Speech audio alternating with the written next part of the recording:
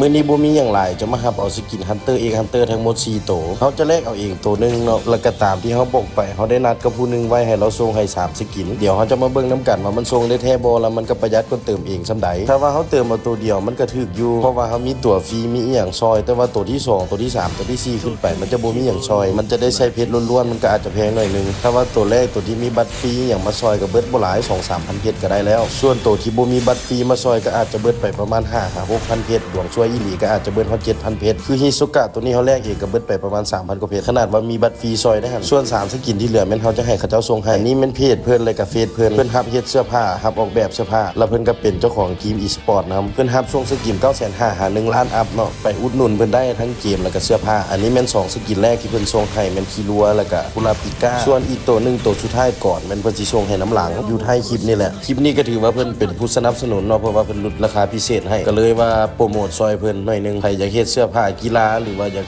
ส่งสกินราคาประหยัดราคาย่อมเยาก็ส่งหาเพิ่นได้คลิปนี้ถือว่าพิเศษให้เพิ่นปกติขนาดเพจขายคอมเฮาหรือว่าแอปขายคอมเฮายังบ่ได้เอามาโปรโมทเนาะถือว่าช่วยๆกันไปบางทีรอบหน้าได้อุดหนุนเพิ่นใหม่ถ้าว่าจะเติมชุ่มเอาเองเบิดบ่ต่ำกว่า1ล้านอัพอยู่แล้วเพราะว่า5,000-7,000 เพชรนี่มันก็ตกอยู่ล้าน2ล้านคนที่รับส่งไว้ใจได้ส่งให้ดีกว่ามันจึงประหยัดตามที่ทุกคนฮู้แหละเนาะปกติเฮาก็เติมชุ่มเอาเองตามหลายคลิปที่เฮา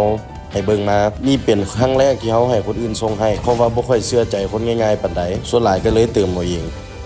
งปกติเบิด4โตกัน 4-5 ล้านบางทีก็6ล้านแต่เฮามาให้คนส่งให้แบบนี้ก็ถือว่าประหยัดไปได้เกินครึ่งพร้อมหน้าก็อาจจะใช้สูตรนี้อีกเพราะว่ามันประหยัดเพชรหลายตัวนี้เป็นตัวสุดท้ายตัวก่อนเป็นตัวพระเอกสำหรับเรื่อง Hunter X Hunter เพิ่นได้ส่งให้ทั้งหมด3สกินได้ครบแล้วก็ได้แท้ได้จริงถึงสิได้ซ่าแต่ก็ได้แน่นอนสำหรับใครที่ยังบ่ฮู้ ID ลักเฮาตัวนี้แม่นขายเด้อทำอีทแม่นมีคนโอนจองไว้1ล้านกีบแล้วเอาไปเอามาฮอดมื้อนั้นเพิ่นบ่เอากันเฮาก็เลยมาเติมอัดต่อเดี๋ยวคลิปต่อไปจะเฮ็ดคลิปขายส่วนอันนี้เป็นเพจเพิ่นและ Facebook เพิ่นสามารถแซนหาไปโอ้ลมเพิ่นตัวจริงได้ส่วน ID เฮาตัวนี้ก็ถือว่าสกินเพิ่มมาหลายทั้งสกินทั้งแต้มอีหยังต่างๆเพิ่มขึ้นมาหลายอาจจะอัพราคาขึ้นหน่อยนึงจาก40ล้านอาจจะอัพเป็น45ล้านเพราะว่าเฮาเติมอัดไปเพิ่มหลายเติบถ้าที่ตามคลิปขาย